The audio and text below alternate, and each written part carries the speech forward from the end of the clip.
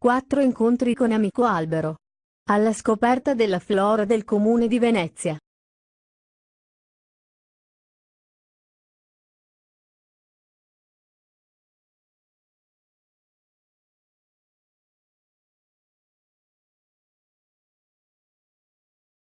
Benvenuti, va bene così, al terzo appuntamento della serie di incontri che Amico Albero ha organizzato per formare un po' più di cultura sul verde urbano e non solo. Oggi è con noi il dottor Vettorazzo, che è ispettore del servizio fitosanitario della regione Veneto e ha dedicato una vita ai funghi sostanzialmente. Vabbè, lascio sicuramente a lui la parola. È il terzo incontro, ma il quarto appuntamento, perché il secondo incontro era stato talmente fiume che era stato spezzato in due. E basta, sai che verrà registrato e messo su YouTube, sul canale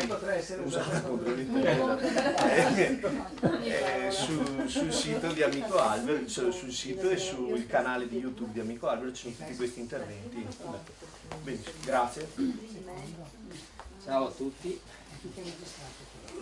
Io ho parlato con Michele, il quale mi ha lasciato libertà di portare un po' quello che preferivo, insomma. Io ho portato due presentazioni non lunghe, che riguardano la prima una visione appunto complessiva, l'ho chiamata olistica, nella protezione del verde urbano, cioè una presentazione di fattori e procedure che possono incidere, diciamo, sulla gestione fitosanitaria fondamentalmente del verde urbano in una maniera il più complessa possibile, cioè prendendo in considerazione la maggior parte di quei fattori che vanno a incidere sull'andamento sanitario di alberi, cespugli, soprattutto relativamente a piante legnose del verde urbano. E poi ho portato un'altra presentazione relativa alle modalità di potatura degli alberi urbani, degli alberi da ombra, solamente degli alberi, premettendo che gli alberi non andrebbero mai potati, gli alberi da ombra. E quindi è una presentazione che riguarda una pratica che è necessaria perché a monte c'è uno sbaglio di tipo progettuale fondamentalmente, quasi sempre. Per quanto riguarda, partiamo con la prima presentazione. Allora, vediamo la prima slide qua. L'antefatto, l'attacco di un parassita o di un patogeno, parassita, patogeno, io di solito in questa accezione, nell'accezione del parassita metto gli animali in genere, i parassiti tipo animali. I patogeni sono invece le critogame, cioè funghi, batteri, virus, micoplasmi, cioè quelli un po' meno facilmente catalogabili, insomma non sono forme animali. A una pianta può essere spesso, ma non sempre, la spia, l'indicazione di uno stato di pregressa sofferenza che predispone all'attacco stesso. Cosa voglio dire? Che la maggior parte degli organismi che attaccano gli esseri viventi, le piante in quanto esseri viventi, insomma, hanno un grado più o meno alto una qualità che è l'opportunismo, cioè in genere attaccano organismi che sono debilitati in qualche maniera e che quindi sono predisposti a subire un attacco più grave, ulteriore rispetto al primo stato di debilitazione. Questo non sempre. Difatti, in questo senso distinguiamo subito organismi dannosi primari, cioè capaci di attaccare anche piante sane, e quindi questi vengono definiti i veri organismi killer delle piante, mentre invece altri organismi effettivamente di tipo opportunistico attaccano in genere se favoriti da uno stato pregresso di sofferenza della pianta stessa.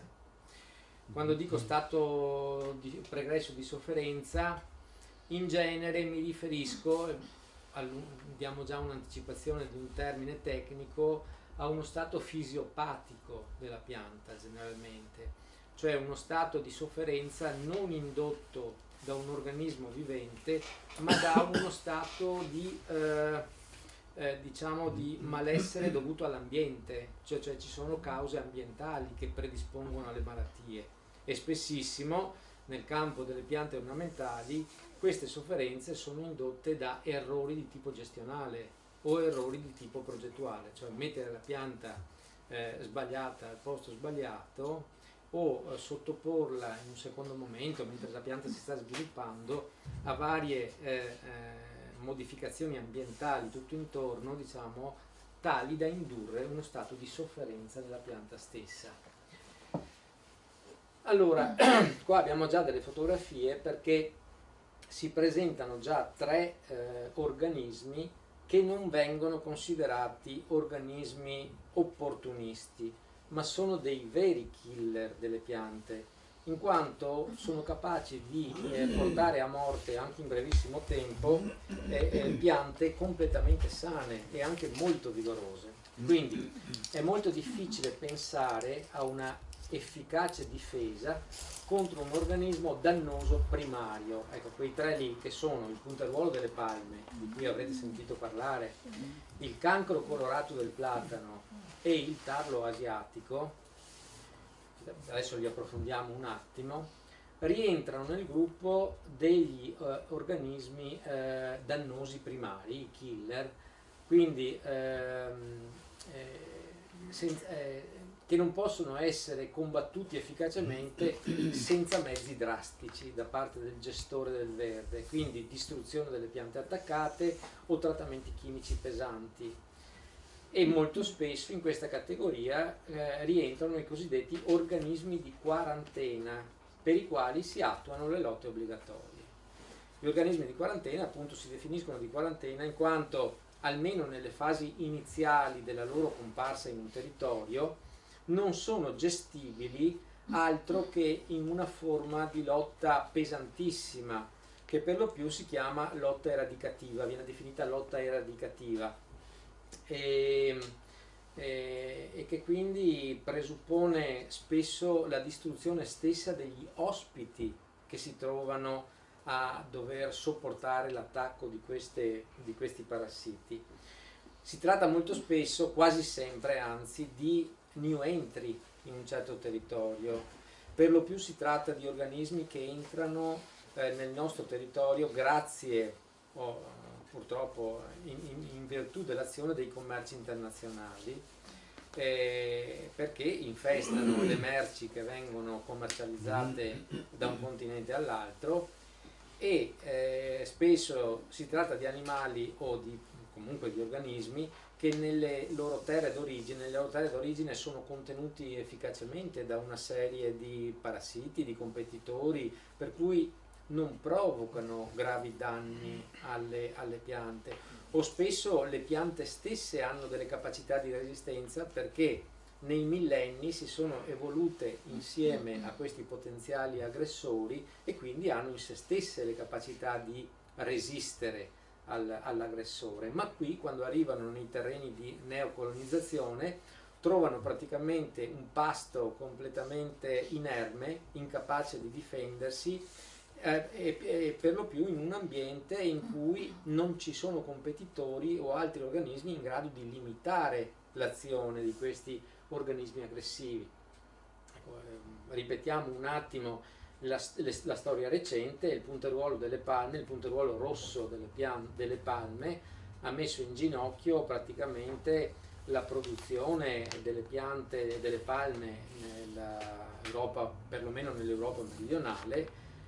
Ma se a voi è capitato di andare, non so, negli ultimi anni in Sicilia o anche a Roma, in Toscana, in Liguria, è facilissimo imbattersi in queste, per esempio in palme come quelle che sono già completamente devitalizzate. Le palme a un certo punto calano la chioma ad ombrello, mutano il colore verso un colore grigiastro e muoiono improvvisamente perché dentro hanno delle colonie di questi grossi insetti che vengono da altri continenti, e che praticamente creano delle gallerie ramificate che a un certo punto devitalizzano completamente la pianta. Ancora il cancro colorato del platano, che arriva dal continente americano, è presente sul nostro territorio da un sacco di tempo, da decine di anni, direi almeno un cinquantennio, ma la sua progressione è stata lenta. È un fungo, si tratta di un fungo microscopico, il quale causa un cancro molto vistoso sotto la corteccia dei platani.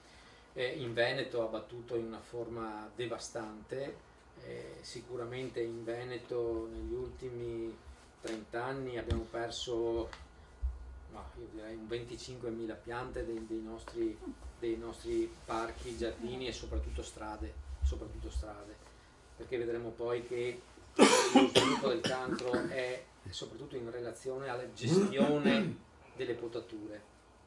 E ultimo arrivato il tarlo asiatico del fusto, Anoplofora in termini, noi abbiamo la glabripennis, qui in Veneto abbiamo il più grande focolaio di Anoplofora glabripennis, grosso insetto asiatico, cerambicide, arrivato probabilmente con gli imballaggi in legno, perché uno dei più pericolosi veicoli degli insetti legati al legno sono gli imballaggi di legno, che sono per lo più costruiti con legname di pessima qualità e che contengono insetti diciamo che attaccano poi le piante vive, molto spesso, non sempre, tanto che si è dovuto negli ultimi anni a ricorrere a degli accorgimenti legislativi per imporre dei trattamenti di bonifica sanitaria a tutti gli imballaggi che trasportano beni sui mercati internazionali. Comunque in Veneto questo insetto ha un grossissimo focolaio a cornuda, dove il servizio fitosanitario è impegnato dal 2009 in una lotta di eradicazione che sembra che stia avendo un buon successo, nel senso che le piante colpite annualmente si sono ridotte veramente in maniera drastica. Che alberi attacca? Attacca almeno una ventina di latifoglie diverse. Attacca acero, platano, anche i tigli, e i tigli, gli ipocastani, varie specie di prunus, cioè c'è una gamma molto ampia, solo nell'ambito delle latifoglie però, non le conifere. E questa lotta è già costata l'abbattimento, credo, di almeno 2500-3000 piante nei comuni Cornuda, Crocetta, Maser, e ovviamente in situazioni pubbliche, in situazioni private è stata una cosa veramente sanguinosa in termini di necessità di fare terra bruciata. L'Europa impone praticamente di abbattere tutto e distruggere, che è una questione non facile, le piante colpite, che sono monitorate annualmente, ma in più in un raggio di 100 metri dalla pianta colpita abbattere e distruggere tutte le altre piante delle specie suscettibili anche se non colpite, perché la condizione è molto difficile verificare se una pianta è sana, perché se l'insetto è dentro in forma di larva e non ha ancora fatto il buco di uscita, la possibilità di vedere se la pianta è infetta è molto labile, insomma, per cui un criterio precauzionale impone di abbattere anche tutte queste piante, anche se non verificate come colpite. Ma effettivamente questo criterio è il criterio che funziona, perché si può abbassare drasticamente la presenza dell'insetto, e anche perché effettivamente, anche se non visto, l'insetto è presente sulle piante sensibili e limitrofe a quella attaccata. È un destino accertato, diciamo.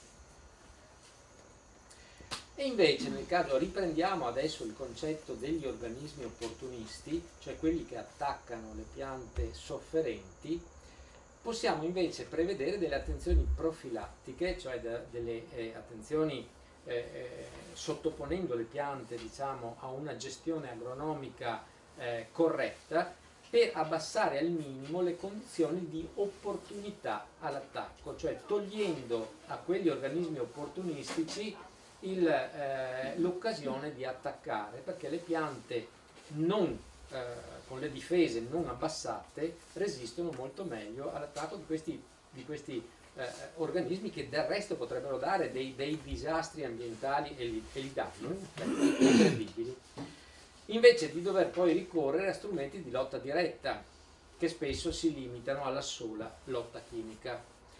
Diamo 3 esempi anche qua. Per esempio, sulla sinistra vedete, qua siamo a Venezia, siamo in piazzale Roma, ci sono degli aceri, non so neanche se ci sia più, questo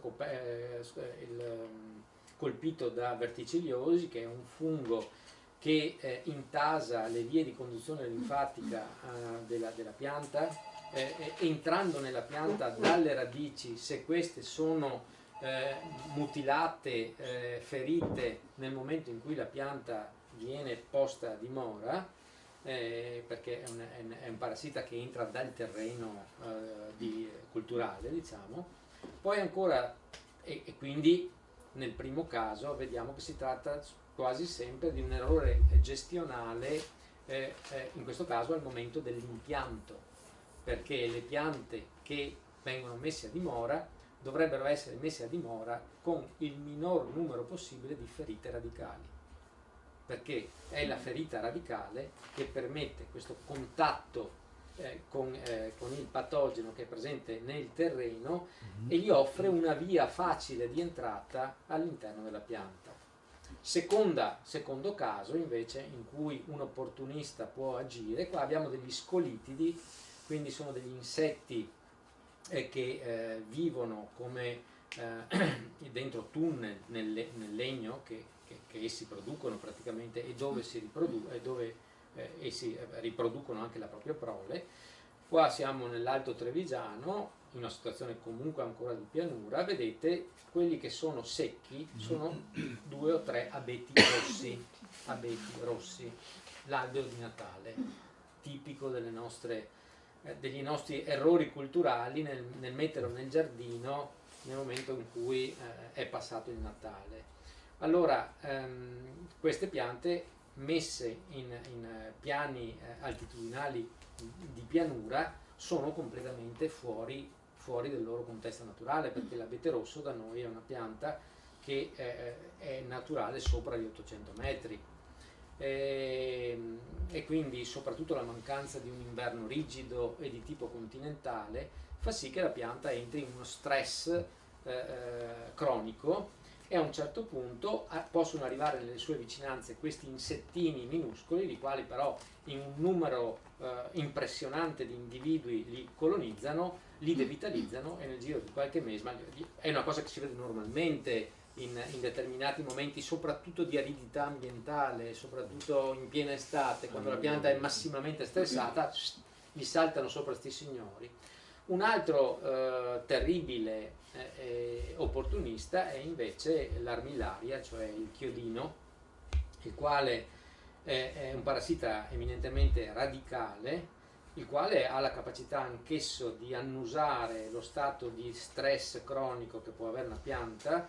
Normalmente si tratta di stress di tipo idrico, cioè soprattutto piante che sono radicate in situazioni di mancato sgrondo dell'acqua, di permanenza eccessiva dell'acqua, e quindi in situazioni di asfissia radicale. Quando le piante sono debilitate in questo senso, diciamo, i propaguli dell'armillaria, del chiodino, che sono sempre presenti nel terreno, perché il chiodino può vivere anche come saprofita per moltissimo tempo. Saprofita vuol dire organismo che si nutre di sostanza morta, non di sostanza viva, e quindi il chiodino può alimentarsi di residui vegetali, per esempio, e nel momento in cui annusa però la presenza di una pianta in difficoltà, l'attacca alle radici, diventa un parassita, allora un vero e proprio parassita, e la può uccidere in tempi più o meno lunghi a seconda della capacità di resistenza della pianta. Ma anche qua abbiamo alle spalle un errore gestionale, per esempio tenere la pianta con le radici in una condizione, diciamo, di stress. Spesso, per esempio, un errore gestionale che si fa, anche la gente che normalmente pianta la piantina nel proprio giardino, un errore terribile per favorire questo tipo di attacco è piantare la pianta troppo profonda. Ma basta pochissimo, bastano 5-10 cm perché la pianta entri in uno stress radicale, in uno stress da asfissia radicale. La pianta deve essere piantata all'altezza giusta, dove si deve vedere il cono praticamente che porta le radici. Spesso invece proprio si vedono le piante che finiscono come un palo del telegrafo, come, sì, per cui allora ritorniamo alla domanda iniziale: quali sono queste particolari attenzioni profilattiche che possiamo mettere in campo? Possiamo distinguere attenzioni profilattiche attinenti alla progettazione di un impianto, attenzioni profilattiche attinenti alla gestione dell'impianto, cioè prima di piantare e dopo aver piantato. Attenzioni profilattiche attinenti alla progettazione. Intanto, si evitino il più possibile specie vegetali estranee o mal adattate all'ambiente, che se non adeguatamente soccorse sopravviverebbero in continuo stato di stress fisiologico, spesso, appunto, come ho già detto, avvertibile e attrattivo per gli organismi di tipo opportunistico. Ora, adesso io non dico di non comprare piante sempre comunque estranee alla flora locale. Io lo so che per un amante dei giardini è una cosa bella arricchire il giardino anche di colori, di tipi di piante diverse, però è anche vero che si è anche preda di un mercato incredibile che ha la necessità di rinnovarsi continuamente per offrire prodotti diversificati, e spesso questi prodotti sono prodotti che fanno pagare un prezzo in termini di durata delle piante stesse, perché si tratta appunto di piante estranee alla flora o di piante deboli, di piante comunque di difficile gestione. Allora, ho fatto una osservazione in piccolo: oltre alle specie chiaramente estranee, come quelle provenienti da continenti e climi del tutto diversi, che esigerebbero per esempio allora in quel momento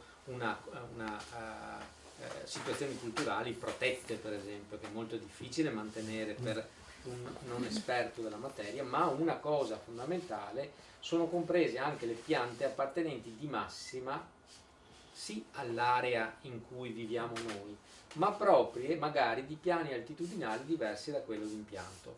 È l'esempio che ho fatto prima con l'abete rosso. L'abete rosso è una pianta nostrana, è una pianta largamente presente in Veneto, ma il suo areale di impianto naturale è il bosco sopra gli 800-900 metri, insomma, sopra l'orizzonte del Faggio. Se lo piantate qui nei vostri giardini, il prezzo da pagare è che ogni 1-2 anni arriva qualche giustiziere naturale che se lo porta via.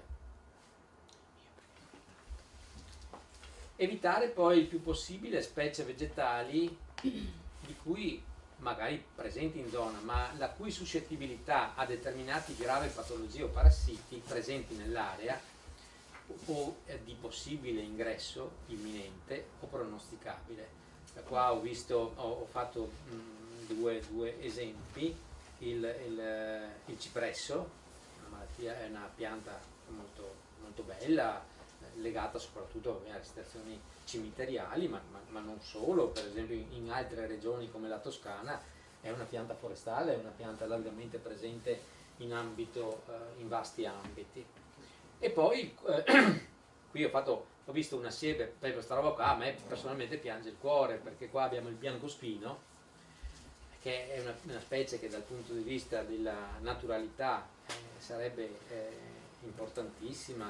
Nelle siepi è un elemento rilevante per molti aspetti, ma che va soggetta a una gravissima malattia che è il colpo di fuoco batterico, e che non è grave tanto in quanto attacca il biancospino della siepe, ma in quanto per esempio il biancospino che resta colpito all'interno di una siepe diventa pericolosissimo per tutte le colture frutticole che stanno intorno, perché può danneggiare gravemente le colture per esempio di pero o di melo che vanno soggette a questa malattia, e c'è addirittura una lotta obbligatoria in Veneto contro questa patologia, per cui per esempio l'impianto di biancospino nelle siepi è fortemente sconsigliato. In altre regioni è assolutamente vietato l'utilizzo nei giardini dei biancospini e di altre specie che sono suscettibili a questa malattia. Però il biancospino è il più importante anche perché è il più conosciuto, il più utilizzato, il più classico, però purtroppo un biancospino che resta così attaccato in maniera silente in una siepe diventa pericolosissimo per la sanità dei popolamenti frutticoli della zona. Evitare l'impianto su terreni pedologicamente immaturi, io dico, cioè che vuol dire dal punto di vista della natura del terreno. La pedologia è la scienza che studia il terreno, la struttura del terreno, la biologia del terreno. Terreni pedologicamente immaturi o peggio devastati, come terre incoerenti di riporto, strati e ruderali. Questo perché lo dico? Perché in realtà questa è una condizione che noi vediamo giornalmente, sia negli impianti privati e sia negli impianti pubblici, cioè cosa si fa? Si fanno magari gli edifici, si fa la lottizzazione, poi si butta un bello strato di terreno di riporto completamente inerte, morto, argilla senza vitalità biologica, e si pretende che sopra questo terreno completamente morto crescano con rigoglio le nostre piante.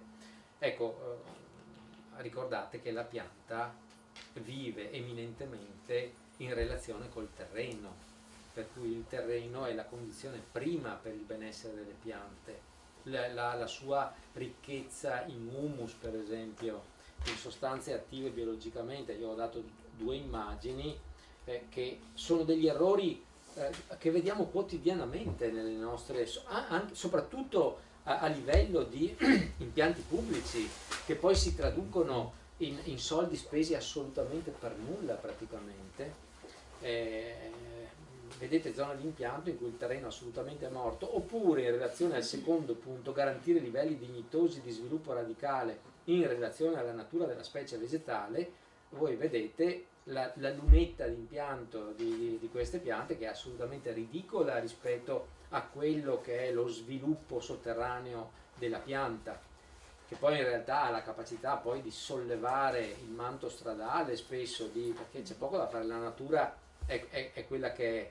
E quindi il mio richiamo è quello di dire, nella progettazione, prevedere la pianta giusta al posto giusto, che vuol dire che quando voi la mettete giù, la cosa interessante non è l'effetto della piccola piantina che viene messa giù inizialmente, perché quella pianta è destinata poi a fine ciclo ad arrivare magari a 25 metri, 30 metri, è quella la struttura finale della pianta che deve essere tenuta in considerazione per decidere dove metterla giù, sia in termini di impegno sotterraneo delle radici, sia di impegno spaziale aereo, cioè che vicinanza c'è con edifici, è in prossimità a strade di grosso scorrimento, è vicina in maniera eccessiva ad altre piante della stessa alberata. Adesso magari più avanti vediamo sempre altri esempi. Ecco, prevedere con lungimiranza, stiamo sempre parlando di progettazione, l'impegno di spazio orizzontale e verticale della pianta a maturità, al fine di non dover intervenire con potature che, in quanto causa di ferite, sono sempre predisponenti ad attacchi secondari di parassiti e patogeni. Ricordatevi che la potatura è in sé un errore perché è una mutilazione, e attraverso queste ferite mutilanti si creano soluzioni di continuità attraverso cui i patogeni entrano nelle piante. Ci sono tutta una serie di patogeni, come per esempio il cancro colorato del platano, che vi ho mostrato prima, che entrano eminentemente nella pianta attraverso le ferite di potatura, perché le spore che aderiscono al taglio di potatura entrano poi facilmente attraverso queste soluzioni di continuità.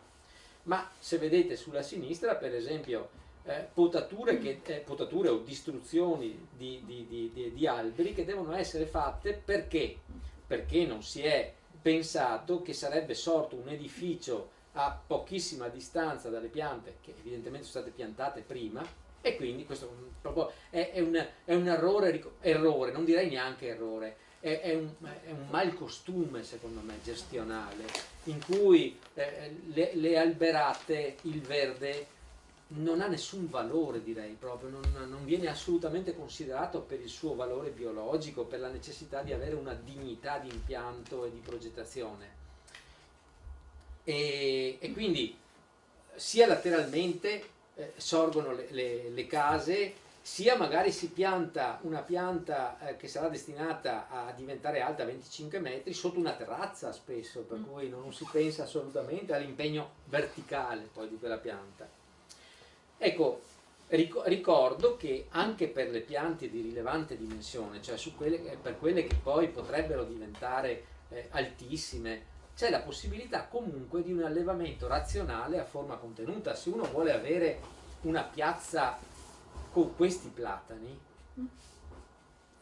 lo può fare, perché il platano per esempio è una pianta che, pur avendo una sua altezza finale intorno ai 25 metri, 30 metri, se è potato in forma contenuta a candelabro o a palmetta, può dare dei risultati estetici che in alcuni ambienti sono belli, perché per esempio in ambienti mediterranei una potatura di questo tipo è straordinaria. Nella zona dei laghi, per esempio il lago di Como, il lago di Iseo, questa forma contenuta di potatura è fantastica, ma si tratta di una gestione, ho scritto, che va pianificata da subito, costosa, e che necessita di maestranze assolutamente capaci. Non è che potete andare là e castrare le chiome a piacimento, non è così che funziona, che presuppone un'abilità manuale, un'abilità gestione. Sì, dopo lo vediamo, se facciamo in tempo a fare anche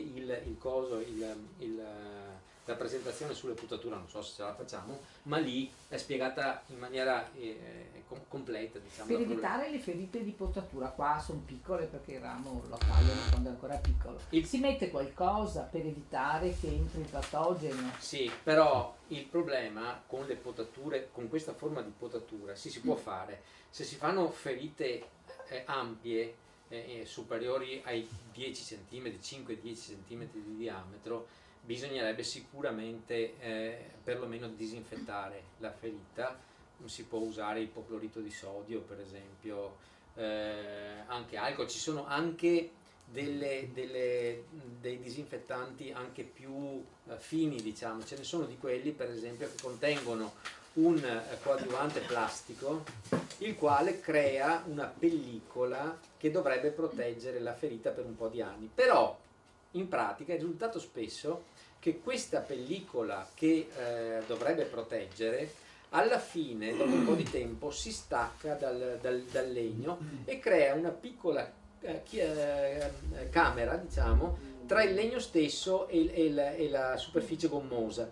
Questa camera in realtà diventa poi una camera cosiddetta umida, perché c'è sempre un livello di umidità derivante dal legno in questa area compresa tra il palloncino, diciamo, e il legno, e la camera umida è uno dei fattori assolutamente predisponenti per esempio agli attacchi fungini, perché i funghi hanno bisogno di umidità, e dentro questa camera noi in laboratorio, per esempio, quando vogliamo far sviluppare un fungo, mettiamo dentro un pezzo di legno, dentro un sacco di nylon chiuso, ci soffiamo dentro un po' per dare un po' di umidità, o ci mettiamo un po' di cotone bagnato e lì il fungo va a nozze.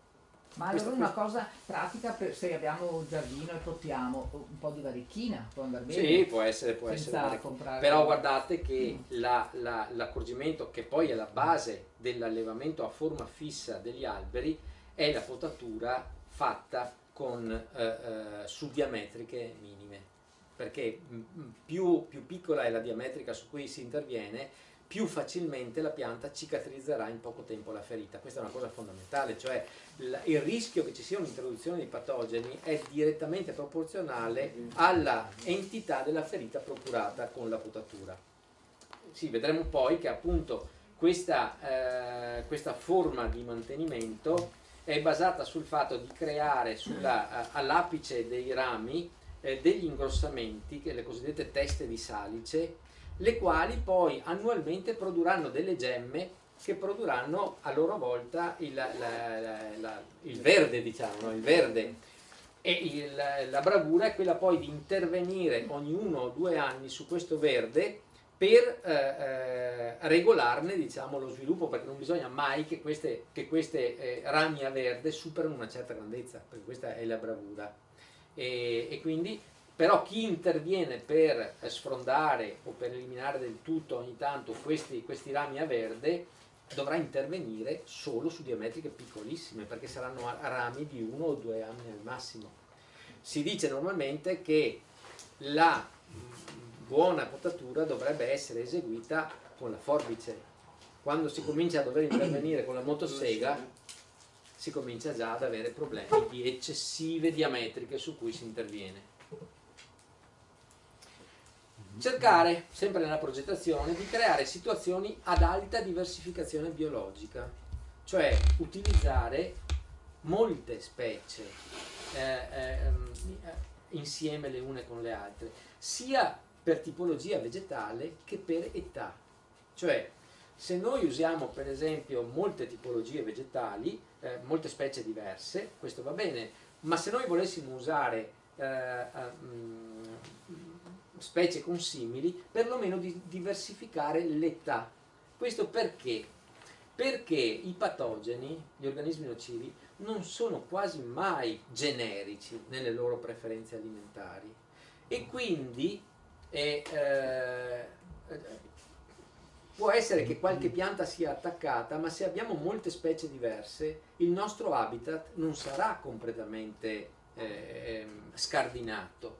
Come i patogeni generalmente, anche se attaccano una determinata pianta, non l'attaccano in tutte le fasi del proprio sviluppo, hanno delle preferenze per una certa età della pianta, quindi magari andranno a diminuire il numero delle piante, non so, giovani, se hanno una preferenza per attaccare le piante giovani, ma resteranno le piante più vecchie, cioè un patogeno non mangia di tutto, è uno specializzato, tanto o poco. La struttura a modulo plurispecifico, cioè con specie diverse che si alternano, risulta utile soprattutto in gruppi ravvicinati di piante e nei filari alberati. Questo è fondamentale, specie nel contenimento di patologie fungine che si trasmettono da pianta a pianta per via radicale, come il cancro colorato del platano o la grafiosi dell'olmo. Il platano e l'olmo sono 2 specie che sono state assolutamente devastate negli ultimi 100 anni, diciamo, da dei parassiti fungini, da dei patogeni fungini che, anche se inizialmente magari entrano da ferite, vabbè, è un po' complesso, ma normalmente entrano da ferita inizialmente. Può essere una potatura, per esempio, o può essere un insetto che trasporta il fungo. Nel caso della grafiosi dell'olmo, per esempio, vabbè, a voi può non dire niente, però la grafiosi è una malattia che ha portato via il 70% del patrimonio di olmi in Europa negli ultimi 100 anni. È una roba incredibile, insomma. In un secondo momento del suo sviluppo passa da una pianta all'altra tramite le unioni radicali che le piante formano tra di loro, soprattutto quelle della stessa specie, si dice con funzione trofica, perché le piante si aiutano tra di loro facendo passare il nutrimento con unioni tra le radici. Purtroppo questa è una via che seguono facilmente i funghi per passare da una pianta precedentemente attaccata a una che era ancora sana.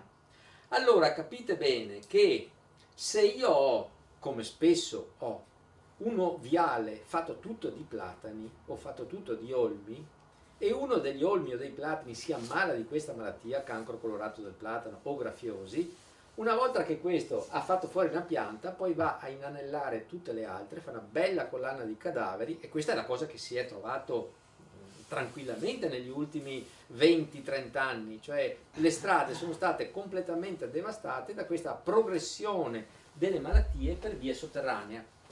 ma ricolleghiamoci con quello che ho detto prima, creare situazioni ad alta diversificazione biologica. Pensate, se invece di fare un viale di platani solo o di olmi solo avessimo fatto platano, olmo, platano, olmo, platano, olmo, voi avreste avuto che un cancro colorato del platano avrebbe magari ammazzato un platano, ma dopo si trovava le radici di un olmo vicino, non recettive alla malattia, invece di trovare un altro platano e via via via via in questo senso, no?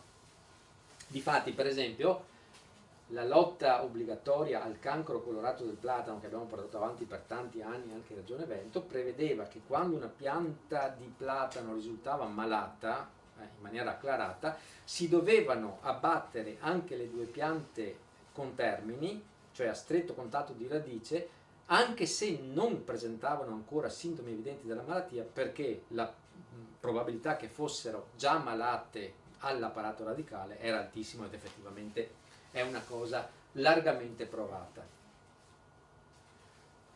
Passiamo invece alle attenzioni profilattiche attenenti la gestione, non più la progettazione ma la gestione. Una scelta oculata del materiale di impianto, in particolare piante ben conformate nella struttura, con scarsa necessità di potatura di allevamento, cioè non prendere per esempio piante scalcagnate, piante che abbiano necessità di essere riformate perché sono scarti di produzione che magari vengono venduti con degli sconti, però sono piante che hanno necessità poi di essere ritoccate nella loro architettura, e questo ritocco normalmente si fa con potature che possono già da subito avviare situazioni di sanità precaria nelle piante. Piante ben preparate in vivaio anche dal punto di vista radicale, questa è una cosa fondamentale, e la cosa più importante è che abbiano una ricca dotazione radicale, esente da ferite significative predisponenti all'attacco di patogeni quali quelli che abbiamo visto prima nella piazzale Roma: Verticillium, Armillaria, Ceratocistis, agenti di carie.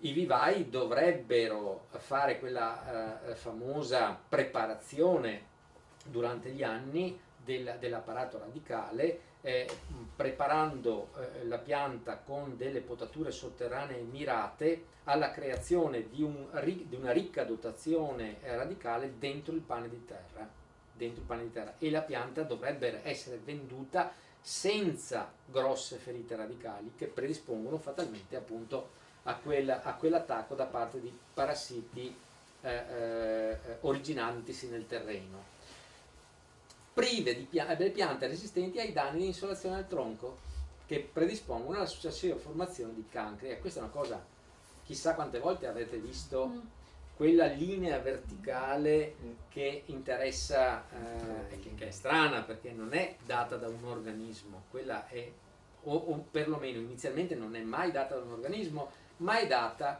da una fisiopatia, che è uno spacco che si apre, e è una cosa stranissima, perché se voi fate attenzione vedete sempre che questo sintomo è collocato in direzione sud-ovest, sempre sud-ovest, perché questo è il tipico spacco da freddo invernale, da insolazione eccessiva. Praticamente le piante che non sono preparate, le piante diciamo ben vendute, ben fornite, di solito sono fornite di una benda al tronco, la quale fa sì che nei primi anni di localizzazione nel sito definitivo la pianta non debba soffrire questo fatto, che dipende dal fatto che appunto la pianta con corteccia che non è abituata a questo viene sottoposta a una eccessiva insolazione invernale in giornate molto fredde, di solito è relativa a una situazione di freddo intenso e di alta luminosità. La pianta praticamente quando il sole gira durante la giornata, nel momento di massima insolazione in cui il sole è in direzione sud-ovest, la pianta riceve una tale quantità di calore che la corteccia non preparata a ricevere tutto questo calore, soprattutto in situazioni invernali, subisce per questo lo spacco verticale della corteccia. In secondo tempo, all'interno di questo spacco verticale possono attaccare poi agenti di carie e agenti di cancro che riducono la vitalità della pianta e in ogni caso il suo valore ornamentale, la sua durata nel tempo. Nella foto di sinistra invece vedete una pianta che sembra ben preparata, con un ricco pane di terra e ben conformato. Accuratezza nella messa a dimora delle piante, con particolare attenzione, come vi dicevo prima, a evitare l'eccessivo approfondimento radicale. La gran parte delle persone hanno paura che le radici siano troppo superficiali.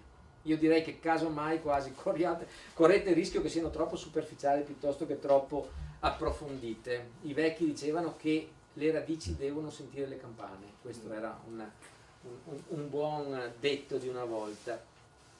Quindi con conseguenti rischi di stress ed asfissia e attacco da parte di patogeni opportunisti originatisi nel terreno. E poi le cure culturali, la cosa più ridicola sono le adacquature estive, fino perlomeno al momento in cui le radici hanno sviluppato un tale reticolo radicale per cui sono capaci anche in situazioni di stress estivo di autoapprovvigionarsi di acqua in maniera autonoma. Ma all'inizio, quando le piante sono messe giù nel letto definitivo con il loro pane di terra, voi dovete pensare che sono come dei bambini piccoli che non hanno autonomia, cioè l'acqua deve essere fornita.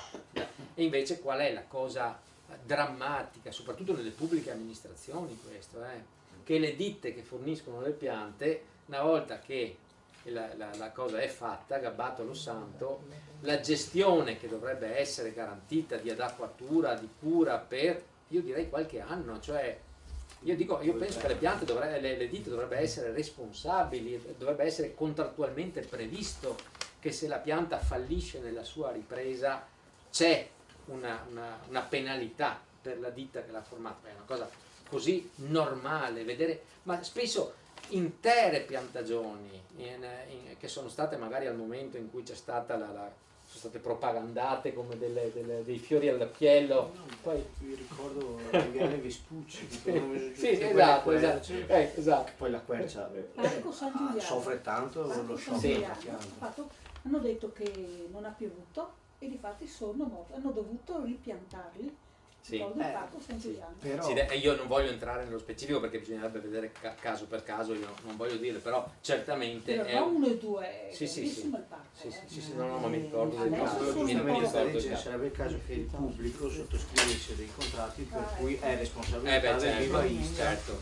E quindi che poi il vivaista faccia il giro con la botte e dia un po' di, almeno per 2 o 3 anni, insomma, finché le assolutamente. Io poi non so, ci può essere la pianta che ha bisogno del basta un anno, un pioppo, e la quercia almeno 3 anni, vuol dire, perché perlomeno le farnie. Esatto.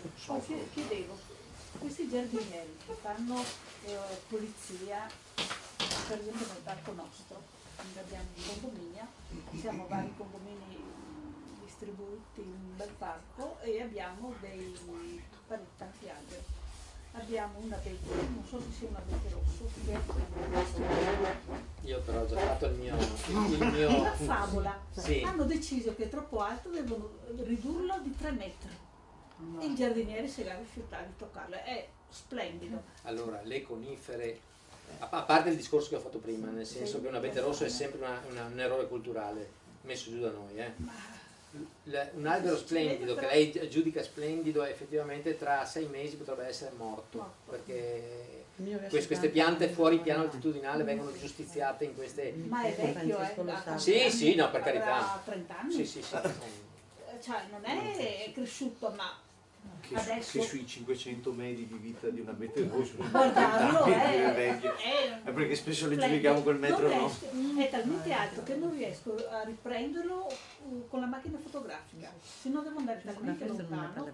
Se avevo alberi nel giardiniere che taglia così come per il volo. Comunque ritengo che il giardiniere abbia avuto perfettamente ragione nel rifiutarsi, perché le conifere private della chioma, della parte apicale, diciamo, non sto parlando solo dell'abete rosso, spesso questi disastri si vedono nei cedri. I cedri sono castrati in una maniera orribile ma la primitività di comportamento della conifera, non è una pianta versatile, dinamica come la latifoglia, che è capace di ricreare la chioma in tempi brevi, di trovare una sua nuova armonia di sviluppo. La conifera, una volta accecata nella parte apicale, secondo me è destinata a perdere completamente sia la propria funzione ornamentale, ma sia anche la propria fisiologia. Sì, ma proprio nel senso che è una pianta destinata alla morte nel giro di pochissimo tempo. Spesso nei cedri, una volta accecati,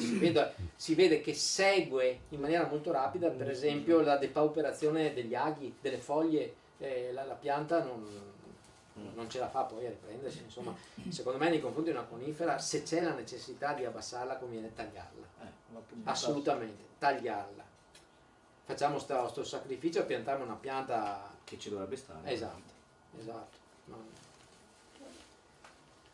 Allora, qua partiamo con un concetto relativo alla potatura. Se la pianta è stata scelta con oculatezza, la pianta giusta al posto giusto, non sarà in genere necessaria alcuna forma di potatura di mantenimento. Questa è quasi una provocazione come frase. La necessità di potare è la spia di un errore progettuale. Perché? Intanto chiariamo che talvolta nelle piante ornamentali c'è necessità di potare, ma in quelle piante in cui la funzione fondamentale è la fioritura. Perché allora, se voi volete i fiori o i frutti, allora sì dovete rinnovare la chioma, perché bisogna favorire le gemme a fiore o le gemme a frutto. Questa è una concezione di tipo culturale, agronomico. Nelle piante frutticole voi vedete che la potatura è una necessità, perché voi dovete rinnovare le gemme a frutto e le gemme a fiore. Ma nei cosiddette piante d'ombra, gli inglesi li chiamano shade trees, le piante ornamentali, gli alberi ornamentali, shade trees, noi vogliamo l'ombra, quindi vogliamo che la pianta crei una chioma ricca e sviluppata. Voi dovete lasciare che le piante seguano la loro architettura naturale, ed è per questo che le piante devono essere messe giù dove c'è lo spazio sufficiente perché possano raggiungere questa dimensione e questa apertura di chioma che la loro natura richiede. Quando invece a un certo punto, orco Giuda, tocca a casa, la sua gronda, va sulla sua terrazza, col vento batte sui coppi, foglie che ingombrano le gorne, o altrimenti, anche se le mettete in filare, vanno subito in competizione tra di loro perché il sesto d'impianto che avete scelto è troppo stretto e quindi le piante sono costrette ad andare su filate, e quindi l'eccessiva altezza e l'eccessiva fragilità provocano il pericolo che possono cadere, che possono spezzarsi. Quindi allora la progettualità buona deve comprendere la valutazione della grandezza finale, dello sviluppo finale a maturità di una pianta, perché noi vogliamo che una pianta duri nel tempo, e quindi non mettere una pianta nel posto sbagliato. E questa è una cosa invece che si fa normalmente anche nelle progettazioni condominiali. Per esempio, vengono buttate giù le cose più infami, più disadattate dal punto di vista del sito dove sono piantate. Questo perché il rapporto poi economico è un rapporto di qualche anno al massimo, in cui poi quando tu ti renderai conto che è sbagliato il sito di localizzazione, saranno passati magari 10 anni, anche qui avrai perso anche cognizione di chi l'ha fatto l'impianto. Ma sì, capita che di solito viene chiamato il vivaista, sì, e il vivaista ne vende 2, 3 in più, tanto chi si accorge quando sono piccoline, e magari abeti. Ma è capitato un giardino a Borbiago, c'era grande come sta stanza, e adesso c'è una quercia più o meno. Ma originariamente, quando è stato fatto il palazzo e fatto il giardino, avevano messo 10 abeti rossi. E poi quando si sono resi conto che questo non era una siepe, ma era diventata una roba ingestibile. Invece guarda, ho visto a Carpenedo, siccome era pieno di alberi, era una pineta, ne hanno tolto una parte, hanno costruito. Adesso l'altra parte che hanno lasciato, che non serviva, dà fastidio le radici, entra nel condominio, doveva progettare. Beh, ma come dico dello sviluppo di chioma, bisogna pensare dello sviluppo radicale, perché è uguale, cioè lo sviluppo radicale voi dovete pensare che è superiore allo sviluppo della chioma, cioè se una pianta ha un diametro di chioma di 7-8 metri, il diametro di sviluppo delle radici è di 10, cioè sì, non come profondità, no, ma come estensione rispetto alla proiezione della chioma, bisogna considerare anche un bel metro in più, anche 2 in più. Quindi se voi pensate alla dignità degli zoccoletti che danno, sono cose assolutamente ridicole, insomma. Ampie ferite di potatura, peggio se infette, sono la via d'entrata più comune per la maggior parte dei pericolosi patogeni critogamici del legno, agenti di cancro, carie e trachiomicosi. Quindi, in conclusione, qualora sia necessario comunque l'intervento di potatura, nella presentazione che ho fatto sulla potatura, io comunque dico che la potatura, proprio perché gli errori culturali sono così comuni e sono così... La gestione lo prevede ordinariamente l'errore culturale, l'errore di progettazione, pena liberarci del patrimonio arboreo immediatamente, tutto il patrimonio arboreo che è stato progettato male. Se non vogliamo fare questo dobbiamo accettare il male minore di una potatura fatta il meglio possibile, perché viva Dio, è vero che le piante possono essere pericolose se la chioma è eccessiva, se va in contrasto con le abitazioni. Allora, se è necessario l'intervento di potatura, la stessa va effettuata con moderazione e nel rispetto della fisiologia della pianta. Il concetto va ripreso molto meglio nella presentazione sulla potatura, ma fondamentalmente voglio anticipare questo termine: utilizzare la logica del taglio di ritorno, che è una cosa che perlomeno a livello stradale non si vede mai, nel senso che la forma classica di taglio è la capitozzatura, cioè il ramo viene tagliato, lasciato mutilato, e quindi questo provoca dei disastri nella biologia della pianta incredibile, li possiamo vedere più avanti. Mentre la logica del taglio di ritorno è: se voi dovete fare un raccorciamento dei rami per abbassare l'impegno spaziale che ha la pianta, la logica dovrebbe essere quella di ritornare, di operare il taglio del ramo che viene tagliato, che ovviamente era un ramo che si sviluppava in questa direzione, all'altezza di un ramo secondario che prenderà la funzione di cima rispetto a quello tagliato.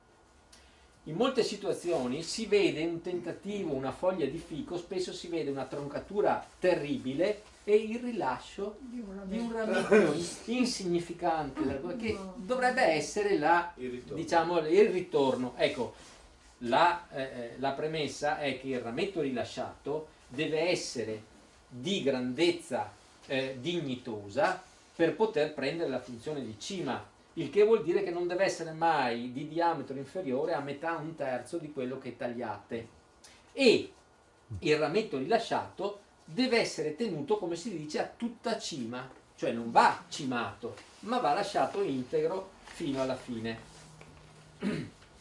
Questo permette di avere una buona continuità nella fisiologia, soprattutto dell'andamento linfatico. Si dice che il rametto rilasciato funziona da tiralinfa praticamente, la linfa continua ad arrivare a servire i cosi apicali, i distretti apicali, mentre invece se voi operate la troncatura, spesso la linfa che si ingorga questo settore predispone allo sviluppo di numerosi riscoppi di gemme all'apice del ramo troncato, facendo sì che si formino dei rami concorrenti tra loro, molto deboli, che fortemente predisposti poi a scosciarsi nel momento in cui diventano più grossi e pesanti. Questa è la realtà, però, cioè già io non sto parlando del paradiso, stavo parlando di una correttezza gestionale, ma purtroppo la realtà è ancora questa, cioè Se noi abbiamo questa realtà, siamo molto lontani dall'acquisire una dignità minima. Ma perché fanno queste cose? Ma perché fanno queste cose? Fanno queste cose per molte ragioni. Ecco, volevo fino commentare questa, qua siamo a Mestre proprio. Questa è una ferita di potatura su un platano. Da questa ferita di potatura è sceso il cancro colorato del platano. Un esperto magari non lo capisce, ma voi vedete che c'è una incassatura della corteccia. Questa incassatura della corteccia in questa lingua praticamente dipende dal fatto che il cancro che viene giù di qua ha ucciso il tessuto non cresce più, per cui crescono solo gli stipiti laterali e la zona interessata dal cancro si nota come un'incassatura. Questa è una tipica malattia gravissima che è stata indotta in questo caso da una potatura sconsiderata, probabilmente una motosega sporca, perché il cancro del platano si è sempre diffuso in questa maniera, cioè squadre di potatori che potano prima piante malate. La segatura che resta sui denti della motosega va a inquinare il successivo taglio di potatura di una pianta sana e da qui comincia a scendere la malattia fungina. Poi arriva alla base, uccide questa pianta e passa all'altra che non è magari stata toccata, che era sana, eccetera, eccetera. Le cause di questa cosa normalmente sono una condizione culturale da terzo mondo, sia negli enti che gestiscono, ma che però rendiamoci conto che non sono altro che la cinghia di trasmissione di un livello culturale della popolazione. Cioè, io che ho lavorato per tanti anni in questo settore, raramente ho sentito una lamentela perché le potature erano fatte male. Io mai sentite. Io ho sempre sentito lamentele perché le piante disturbavano, provocavano la caduta delle foglie, non si vedeva quando si usciva con la macchina e quindi la richiesta era sempre quella: siete venuti a potare, siete venuti a tagliarle, finalmente era ora. Per carità, livelli di diciamo di correttezza ne ho notati, però se dovessi fare una statistica è largamente presente una sensibilità negativa. Allora, se il cittadino vede che stanno potando in malo modo gli alberi, va là e gli dice, perché mi è capitato, dico, è arrivato a rompiballe, tra l'altro hanno sempre le cuffie, fanno finta di non sentire. E vabbè, tu che capacità contrattuale hai? Cosa gli dici? No, la capacità contrattuale non deve essere rivolta alla ditta che pota, ma al committente. Cioè, è il committente che è disponibile ad avere un risultato del genere. Cioè, non è mica che questi che lo fanno. Guardate che tutte le ditte che potano sono capaci di lavorare in maniera molto migliore, molto più efficace di quelle a cui spesso sono costrette, perché ci sono disponibilità di budget che non si fanno gare a ribassi spaventosi che portano a far vincere magari le ditte che lavorano peggio, mentre le ditte che lavorano meglio sono costrette a appiattirsi su livelli di intervento di cui si vergognano anche loro. Spesso l'ho avvertito anch'io questa sensibilità nelle ditte più capaci. In un giorno devi farle, perché sennò non stai dentro con un base da pianta ridicolo. Poi ricordate, l'etica professionale dovrebbe esserci, uno si dovrebbe rifiutare. Tipo Forte Marghera hanno potato le acacie in un modo indegno, infatti sono mezze morte, no? La postatura è uno dei fatti fondamentali che poi potevano lasciarle, tra l'altro, anche senza potarle, perché erano un posto dove non davano fastidio per niente. Ma a mio avviso, per esempio, le amministrazioni stradali hanno si unisce sempre io voglio dire, cioè ci vogliono occhi che sappiano piangere per poter cambiare la situazione. Se non c'è nessuno che si emoziona, si commuove, si intristisce per vedere uno spettacolo del genere, le cose non possono cambiare, perché vuol dire che se è possibile fare una cosa del genere che permarrà per 10 anni. Ma loro si presentano come professionisti, no, e tu sei una poveretta che non capisci niente. Sì, ma però il problema è anche Loro sanno una di sensibilità diffusa popolare che non c'è. Perché se ci fosse, cazzo, ci sarebbe una rivoluzione rispetto a nostri. Puoi votarli. Oh, guardate che questi platani qua non erano mai stati toccati prima, perché lo vedete che hanno una struttura rastremata di tipo conifera praticamente. Questi non erano mai stati capitozzati, sono stati improvvisamente castrati in questa maniera. Io non ho sentito battere becco rispetto a sta roba qua. Qua siamo in Friuli. Qua siamo in Friuli. Ma è già fatto, ora che ti accorgi, è già fatto. No, non è questo perché il problema è che le amministrazioni stesse non hanno problemi. Signora, il problema non è mai della ditta, mai, perché la ditta ha un ordine, devi fare così. È il committente che decide, sa. Ho capito, ma è un ente fantasma. No, ma voglio dire, la ditta, le ripeto, saprebbe operare molto meglio di così. Posso parlare con l'operaio, cosa va? Non serve parlare con l'operaio. Esatto, non serve assolutamente che mi pigli anche a parole. Attorno dove abita mia madre ci sono degli alberi che hanno la funzione d'estate di farti una bella ombra in tutti e 3 i balconi e quindi ti salvi, essendo anziani in prevalenza quelli che abitano in questo condominio. Però hanno fatto delle potature micidiali. La scusa principale era i rami di sopra intasano le grondaie e quindi alleviano. Poi crescono comunque in modo pazzesco sti alberi, per cui l'ombra presumo ci sarà sempre. Però l'ultima volta io ho visto delle potature pesanti. Lì parlare con gli operai non aveva senso, questo l'ho capito dopo un po'. E l'amministratore, non so chi era, forse adesso mi viene in mente chi è, però io con l'amministratore non cavo un ragno dal buco. Chi posso chiamare al telefono e dirgli: senti, vieni a vedere adesso allora se stanno potando bene o se hanno potato bene, perché a quel punto lì la prossima volta che lo fanno o anche adesso io chiamo qualcuno. Ma il problema è che allora se il comune ha un proprio regolamento del verde che stabilisce determinati criteri di potatura, allora c'è un elemento normativo per cui si può chiedere un intervento. Ma se non c'è questo, o se non c'è un'altra, non so, per esempio il platano era l'unica specie che era in qualche maniera protetta dalle cattive potature perché era soggetta a una malattia la cui prevenzione prescriveva un certo tipo di potatura corretta, e anche là non è che siamo riusciti a fare granché in realtà, ma la potatura è un fatto di gestione agronomica che se al committente va bene o alla maggioranza del committente va bene e non c'è nessuna normativa che prescrive di agire in maniera diversa, io credo che non si possa mica dire niente a nessuno. Poi c'è anche il problema che spesso quando si chiama all'ufficio del verde risulta che quel verde non è del comune, è dell'ANAS che gestisce, oppure certo, è della provincia perché è dentro una scuola super. Diventa anche veramente una babele per il cittadino riuscire a capire come fare a tutelarsi. Beh, il primo passo secondo me intanto è quello di formarsi una cultura e capire, saper distinguere il giusto dallo sbagliato, e già questo.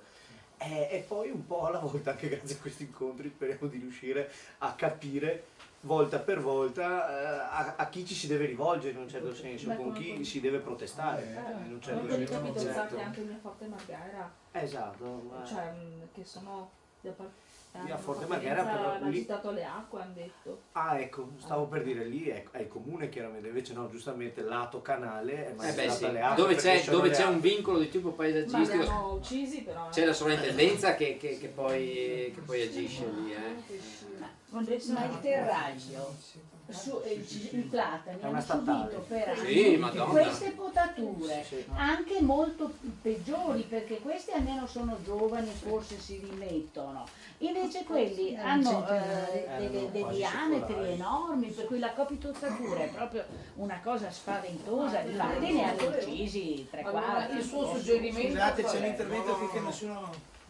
No, finisca lei. No, volevo sapere il suggerimento. Dobbiamo, informarci il verde se è del comune, del magistrato, e poi capire di conseguenza se è possibile fare qualcosa o se non è possibile, perché dove non c'è il supporto normativo, secondo me, o si riesce a provocare un cambiamento di tipo culturale, per cui c'è una massa di cittadini molto maggiore di quella precedente che acquisisce la sensibilità e che quindi ha gli occhi per piangere, No, se no- non c'è il regolamento del verde del Comune di Venezia è nato così. Cioè, Certo, a sì. fronte di una maggioranza di cittadini che considerano probabilmente le piante che sporcano e non le automobili, però quei pochi cittadini che ci tenevano alle piante hanno fatto, tra virgolette, lobby e hanno chiesto un loro regolamento e un po' alla volta lo abbiamo ottenuto e l'abbiamo anche modificato, secondo me. Il problema è che non ce l'ha così l'ente che gestisce le strade, l'ANAS, non ce l'ha così la regione, la Quello che provincia. avevamo spiegato a mia madre e anche a me, quindi agli operai, era che essendo minore di 3 metri la distanza tra l'albero e il muro della casa, questo condominio di 4 piani, si rischiava di dover tagliare proprio tutto l'albero. Ma è possibile questo? Ma rientra Questa nell'ordine era una degli errori regola, culturali quindi e delle sta zitto che presentazioni tagliamo sbagliate. questo e stiamo zitti sul resto perché altrimenti ci tocca buttare via tutto. Sì, sì. Allora la vicina fa, allora per vendicarmi io gli dico a loro che la loro magnolia è a meno di distanza di 3 metri dal mio, che c'è la magnolia a recinto e l'altro condominio, il nostro, quello di mia madre. E io gli ho detto, ma scusate, ma questa magnolia è bella, butterà giù le foglie, raccogliamo noi per loro, ma la lasciamo lì, no? Alla fine però io mi domandavo, vi chiedo, è possibile fare un numero di telefono, andare in comune a chiedere per la prossima volta che questi vengono lì a fare cacao di tutte ste robe, che poi io capisco magari devono tagliare qualcosa che è morto o meno, però io non so dire se è così perché non ho elementi per valutarlo. Quindi vorrei trovare qualcuno che venga a vedere e me lo dica. E 2, voglio dire, se non è morto, questo albero mi fa ombra d'estate. Ma l'ombra non interessa a nessuno, sembra. Ho capito, Vero? cioè, non è un'ombra da poco lì, vicino a una Alla fin stazione. fine è una questione di democrazia, cioè vince la sensibilità che ha la maggioranza, secondo me. Ma lì in Beh, però ci sono anche delle Ma quello è il sentenze, problema, però. ma se non ce l'ha nessuno è comunque maggioranza. Ma io ti telefono No, per sì. capire una che c'è qualcuno che Lei può viene a farsi vedere. un'idea della copertura normativa che c'è intorno all'argomento. La prima cosa è quella, cioè capire se si tratta di un'area in qualche maniera protetta, di un'area che è sotto un vincolo. Per esempio sicuramente i vincoli che sono gestiti dalla sovrintendenza sono molto più rigidi dei vincoli gestiti dai comuni, per esempio. Le sovrintendenze hanno altri limiti operativi, però sono molto più ligi nel non derogare nel cambiamento dei luoghi, per esempio, però riguardano quasi sempre ville che hanno una valenza storica. No, lì è un condominio che però Comunque, tra un posto e l'altro ci sono parecchi alberelli o alberoni e buttarli via sarebbe un disastro, perché sono qua, le vie qua, e fanno veramente aria quegli alberi, fanno ombra. Sì, però ripeto, il disastro è sempre valutato da qualcuno, cioè ciò che lei giudica un disastro per altri è una liberazione, per esempio, quello è il problema, e bisogna vedere chi è in maggioranza. La democrazia funziona così, è orrendo, ma funziona così. E mettono anche gli altri nella maggioranza. Ci sono delle sentenze, 2 in particolare, ne abbiamo in archivio praticamente, in cui basta che ci sia un solo condomino che sia contrario all'eliminazione di un albero, degli alberi del condominio, per cui si blocca tutto. Cioè, ci sono 2 sentenze di questo tipo fatte da 2 bravi giudici, i quali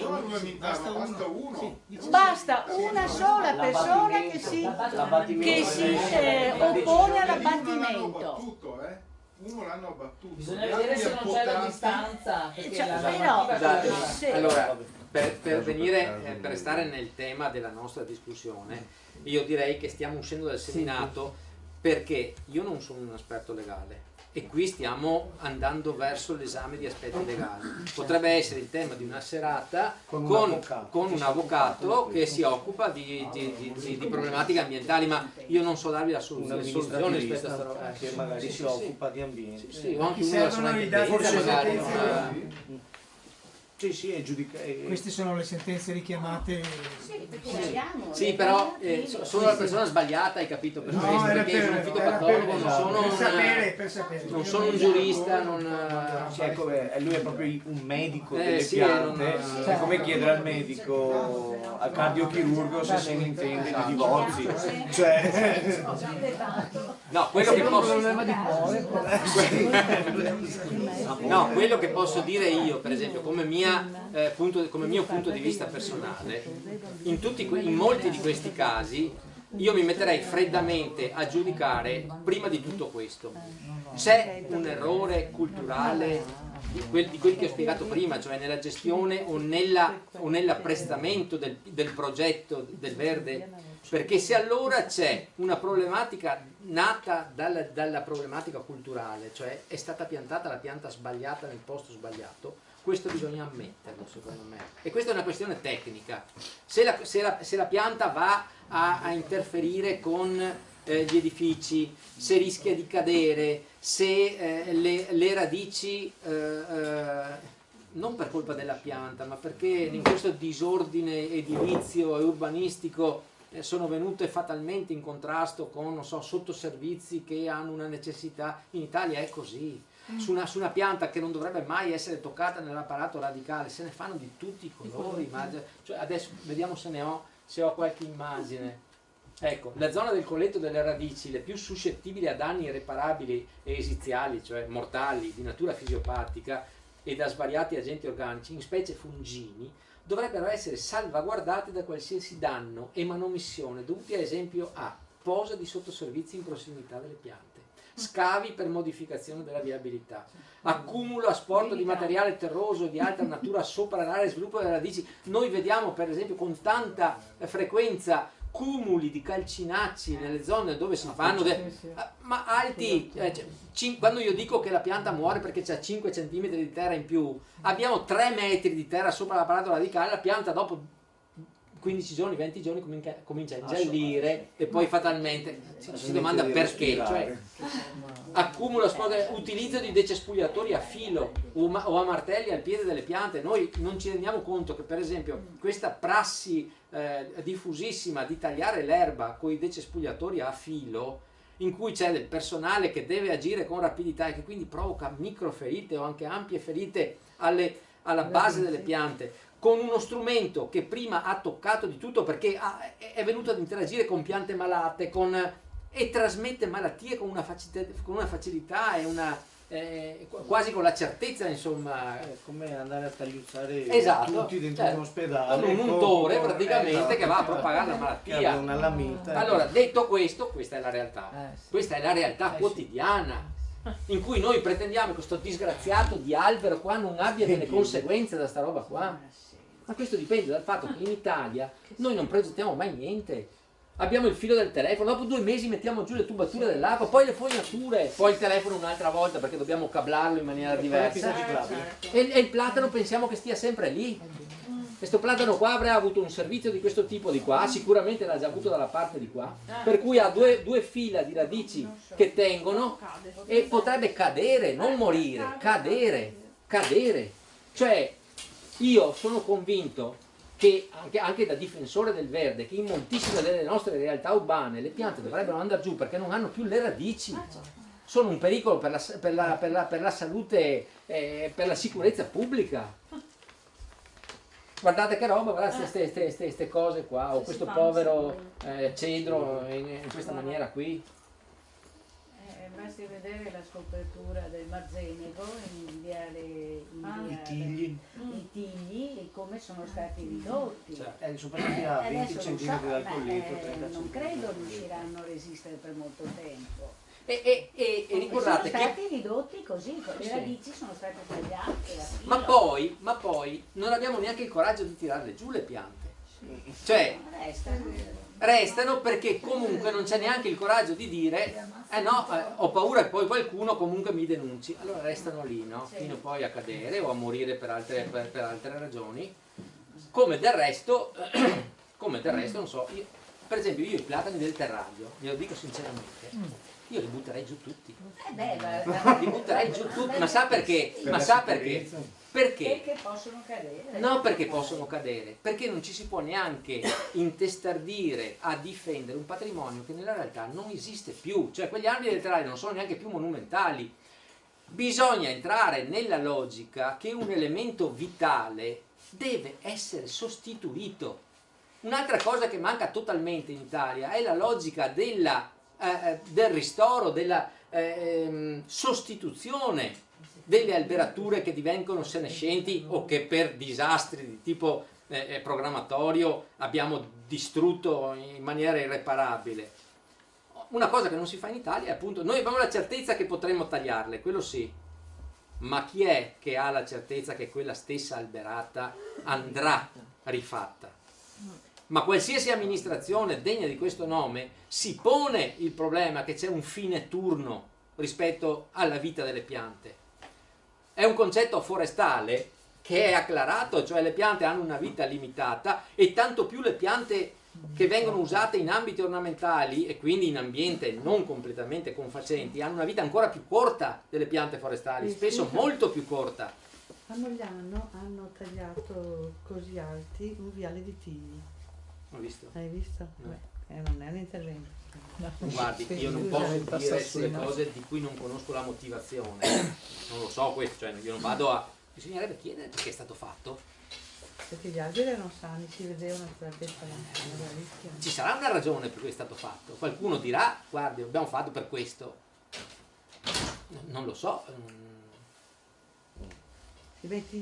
Io ho sentito trattare i platani come li hai trattati, ci resto male perché li buttai via, i gevecci, e ora facciamo così in cagna.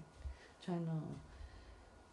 Ma non perché siano vecchi, perché il problema è una strada monumentale. Guarda, il terraglio è comunque una strada protetta, è protetta dalla sovrintendenza il terraglio, per 300 metri. Ma Cristo Dio, ci vogliamo porre il problema di mettere delle piante che abbiano un valore monumentale? Nessuno di quei platani ha più un valore monumentale, sono dei polipi, delle seppie schelettrite. E non fanno più ossigeno, niente, con le foglie.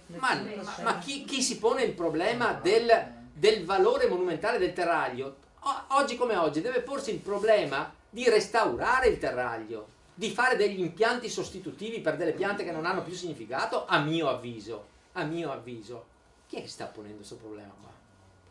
Di modo che tra un 20-30 anni sarà di nuovo monumentale e magari potrà esserlo per un secolo. Hanno messo degli aceri, quello è vero, E poi c'è la miseria di tutta la parte da me. Ma poi coi buchi, no? Perché poi hai tipo 3 Mogliano, platani sì, poi ne mancano 5. Quindi è una programmazione così. Qualche accenno sugli interventi di terapia.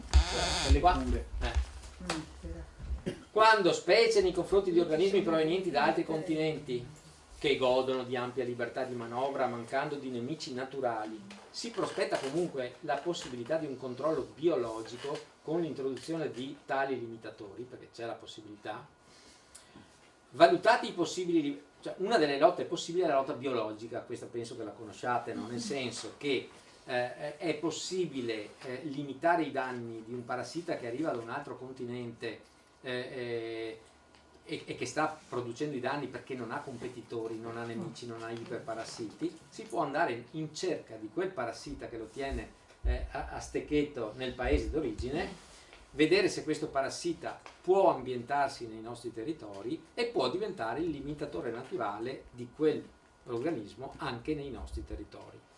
Non è molto semplice, non è sempre indicato, perché è possibile che questo ultimo organismo possa comportarsi da noi in una maniera che non ci aspettiamo e che vada a attaccare e procurare danni che nel paese d'origine non. È una cosa estremamente delicata, però in alcuni casi questa cosa si è fatta e si è fatta con successo. L'ultima per esempio situazione forestale, devo dire, in cui si è introdotto questo parassita, diciamo un iperparassita, è nel caso della vespa galligena del castagno. Non so se l'avete mai sentita nominare, il Dryocosmus curifilus, che è un parassita, è una vespetta giapponese che è penetrata nei nostri territori a partire dagli anni 2000, è partita dal Piemonte, in Veneto l'abbiamo registrata per il primo anno nel 2007, e provoca una devastante produzione di galle, di malformazioni fogliari sulle foglie, il che abbassa la produzione di frutti, la vitalità delle piante. Ecco, in questo caso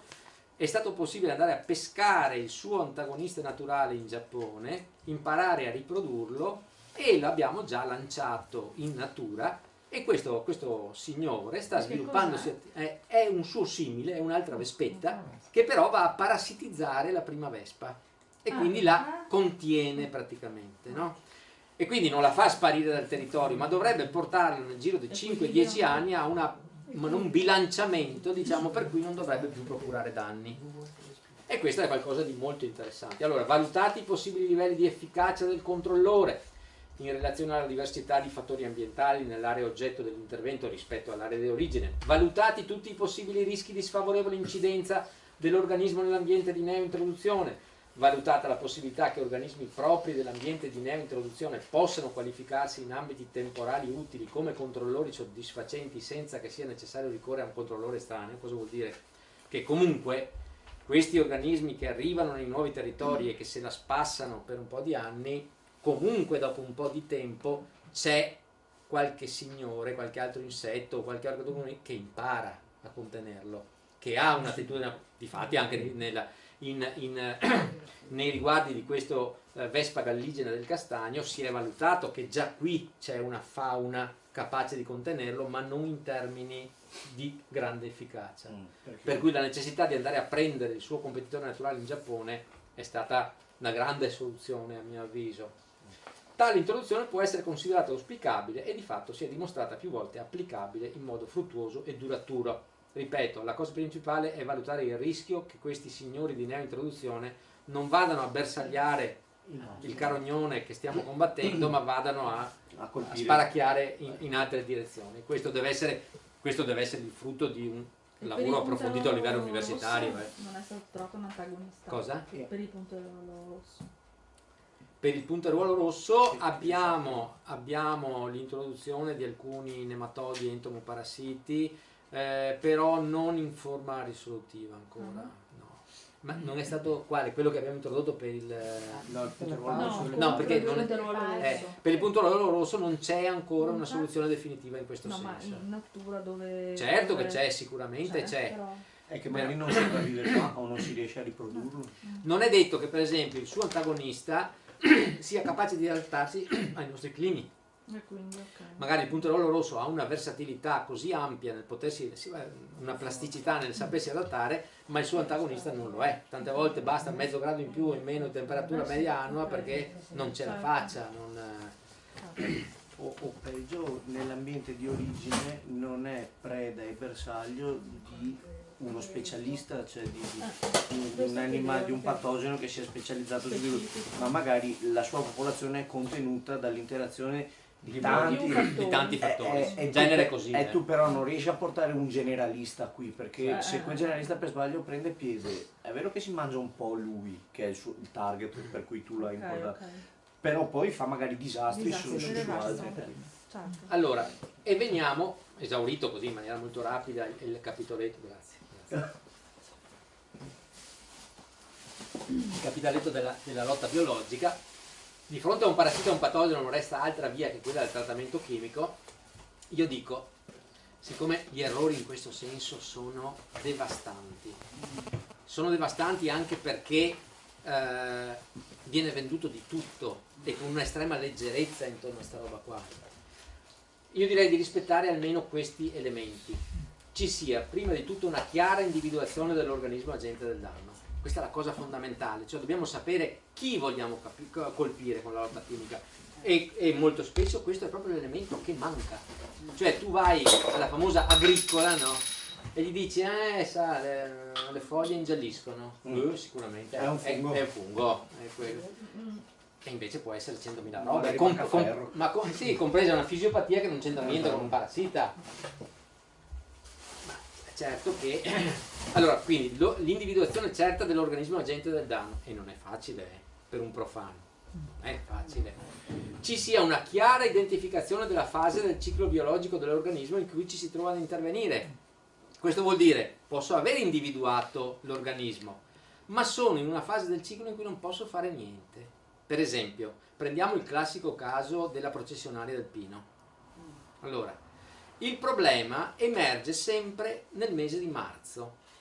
Perché?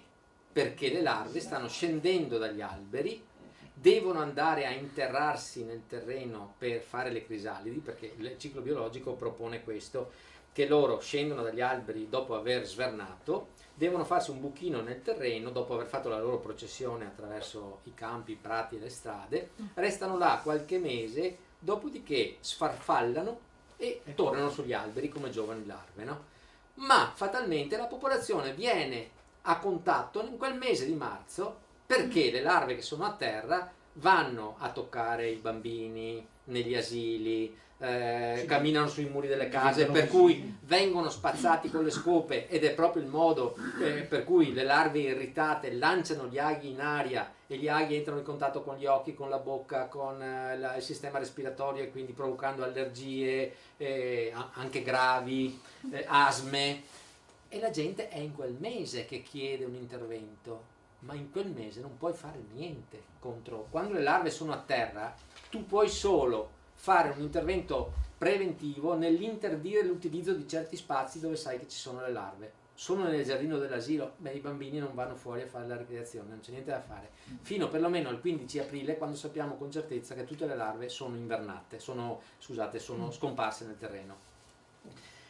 La processionaria si può colpire, ma si può colpire in autunno, quando ci sono le giovani larvette che stanno pascolando sulla vegetazione delle piante. Si può ricorrere al taglio e alla distruzione dei nidi invernali, ma solo in pieno inverno, con temperature molto rigide, essendo certi in quel momento che i nidi sono pieni delle larve, che le larve sono tutte là.